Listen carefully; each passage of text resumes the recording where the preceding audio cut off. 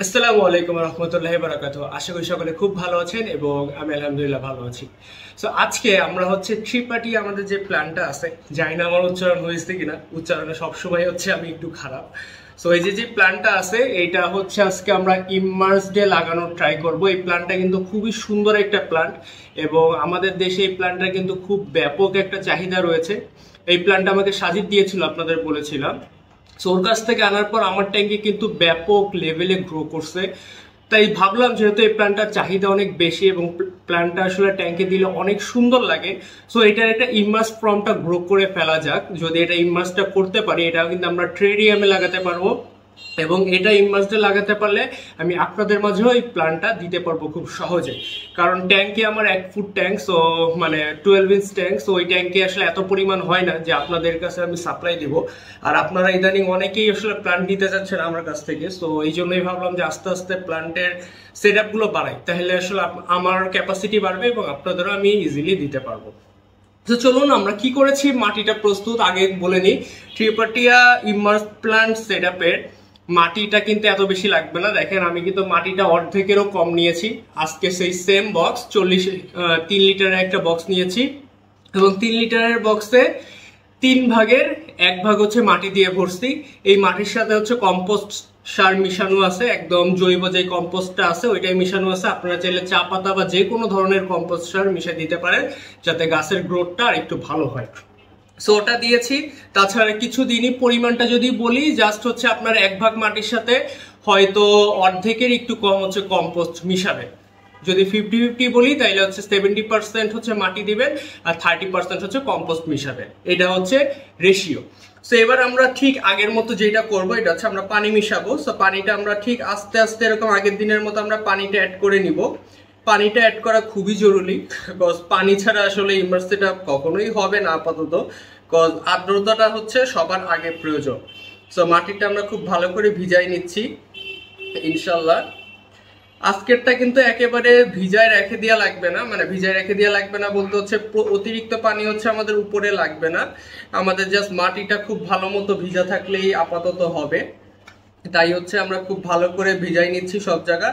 আর মাটিটা কিন্তু অবশ্যই ভালো করে ভিজাই নিতে হবে। এটা কিন্তু আপনাদের প্রতিবারই আমি বলেছি, মাটি কিন্তু একটুও শুকনো থাকলে হবে না। আপনাদের চেক করতে হবে এরকম উঁচু করে যে মাটি একেবারে নিচ পর্যন্ত ভিজছে কিনা। আমার কিন্তু এই যে দেখেন মাত্র দিছি, মাত্র উপরটাই ভিজছে, নিচ পর্যন্ত কিন্তু এখনো ভেজেনি। তো নিচ পর্যন্ত না ভিজা পর্যন্ত অপেক্ষা করতে হবে কিছুক্ষণ। আমাদের মাটিটা দিয়ে মানে পানি দিয়ে কিছুক্ষণ অপেক্ষা করতে হবে। যখন আমাদের পানিটা সম্পূর্ণ টেনে নিবে তারপরে কিন্তু আমাদের সেটআপের কাজ শুরু করতে হবে। সো আপনারা একটা কাজ করতে পারেন যে মাটিটা এই পানিটা নিচ পর্যন্ত যাওয়ার জন্য আপনাদের যে টুইজার গুলো আছে, এই টুইজারটা দিয়ে এই ইসের ভিতরে এরকম ছোট ছোট ছিদ্র করে দিতে পারেন।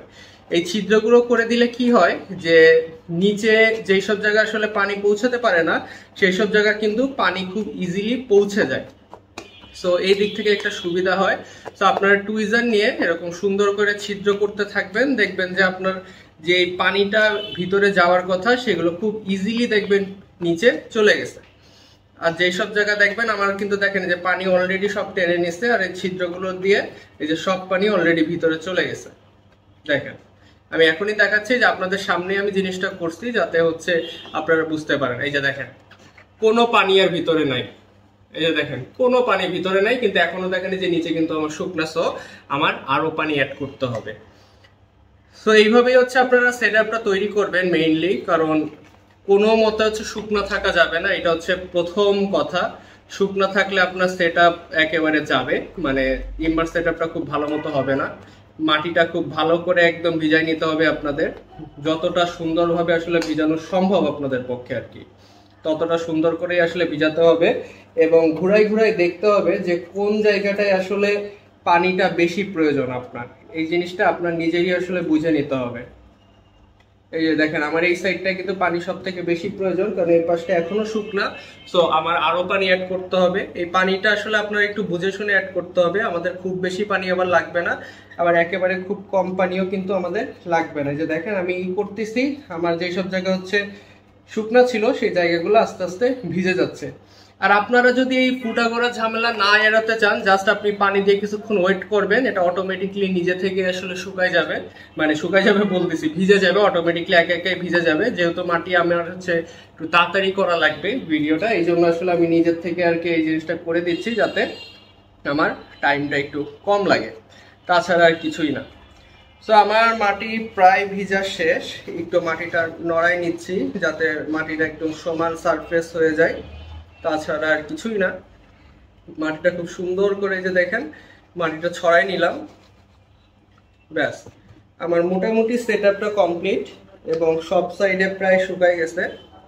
সো এইটা এখন একটু 2-1 মিনিট রাখবো যাতে হচ্ছে এই মাটিটা একটু ধীর হতে পারে, মানে ভিতর থেকে এখনো কিছু বাবলস উঠতেছে, এই বাবলস গুলো একটু যখন উঠা স্থির হবে তারপর হচ্ছে আমরা গাছগুলো লাগিয়ে দিব। আমাদের মোটামুটি আমাদের সব পানি টেনে নিয়েছে, দেখতে পাচ্ছেন এই যে একেবারে সব পানি টেনে নিয়েছে, যা পানি দিছিলাম সব কিন্তু টেনে নিয়েছে। সো বুঝতেই পারতেছেন যে আমাদের এই সেটআপে কিন্তু আরো পানি প্রয়োজন। সো পানি অ্যাড করার আগে এবার হচ্ছে আমরা আমাদের প্ল্যান্টস গুলো লাগাই ফেলি, চলুন দেরি না করে। আমাদের প্ল্যান্টস গুলো লাগানো আপাতত বেশি দরকার, প্ল্যান্ট গুলো লাগানো হয়ে গেলে আমরা আরো পানি অ্যাড করতে পারবো। সো আমরা একটু একটু করে আমরা প্ল্যান্ট গুলো লাগাই দিই। এই প্ল্যান্টটা কিন্তু আসলে খুবই ফেভারিট একটা প্ল্যান্ট, এটা আমার খুবই পছন্দের একটা প্ল্যান্ট।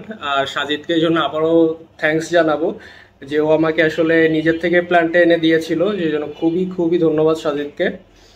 প্ল্যান্টটা কিন্তু আপনারা যদি গ্রো করতে পারেন একবার, মানে এটা গ্রো করতে তেমন একটা প্যারা নেই, জাস্ট যদি আপনি একটু CO2 দিতে পারেন তাহলে প্ল্যান্টটা খুব ভালো গ্রো করে।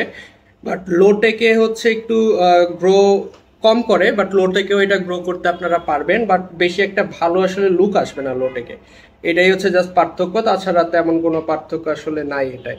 বাট আপনি যদি এটাকে একটু লাইট CO2 ঠিকঠাক ভাবে দিতে পারেন কোনোভাবে, তাহলে কিন্তু এটা খুব ভালো একটা রেজাল্টস দিবে আপনাদের এবং খুব ভালো একটা লুকস পাবেন, যেটা দেখতে কিন্তু আসলে খুবই ভালো লাগবে।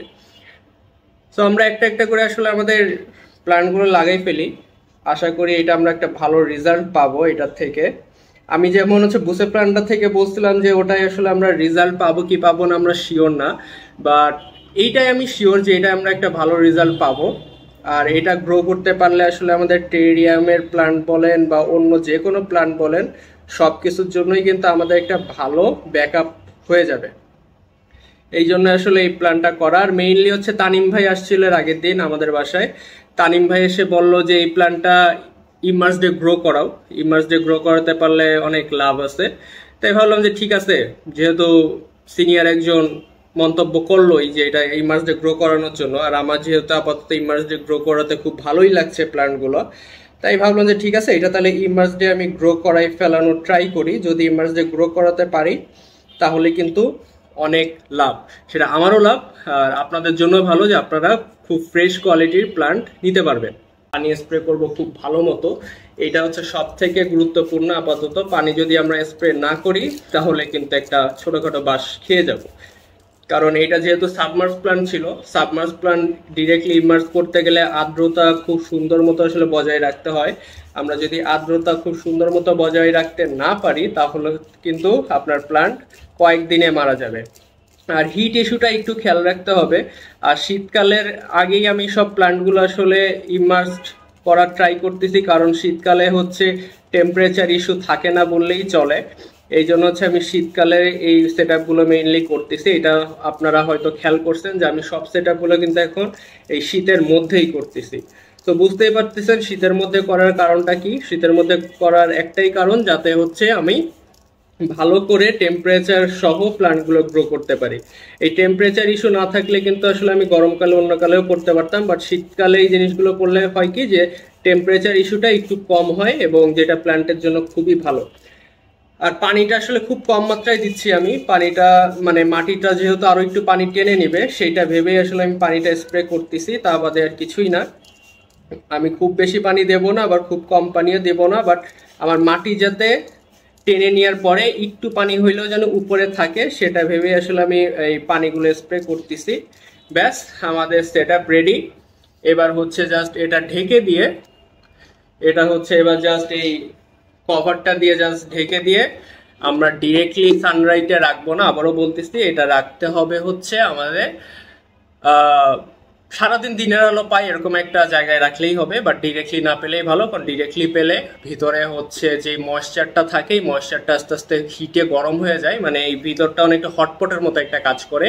যেহেতু ময়েশ্চারটা বেরও হতে পারে না আবার ভিতরে ঢুকতেও পারে না, সেহেতু ময়েশ্চারটা নিজের থেকেই গরম হয়ে একটা মানে নর্মাল জায়গার থেকে ভিতরের জায়গাটা অনেক বেশি টেম্পারেচার হাই হয়ে যায়, যার কারণে কিন্তু প্ল্যান্টগুলো মারা যায়। এই জন্য টেম্পারেচারটা যদি আপনি কম রাখতে পারেন এমন জায়গায় রাখবেন যেখানে আলোটা খুব সুন্দর মতো পায় বাট সেইখানে গরম হয় না বা অনেক বেশি হিট পায় না, এরকম জায়গায় রাখবেন, তাহলে আপনার প্ল্যান্টগুলো ইনশাল্লাহ ভালো থাকবে। সো এটাই ছিল আজকে ভিডিও। দোয়া করবেন আমাদের জন্য যেন এই প্রজেক্টটা আমরা সাকসেসফুল হতে পারি বা এক্সপেরিমেন্টটা আমরা সাকসেসফুল হতে পারি। নেক্সট ভিডিও আসার আগ পর্যন্ত সকলে ভালো থাকবেন, সকলে সুস্থ থাকবেন। আল্লাহ হাফেজ।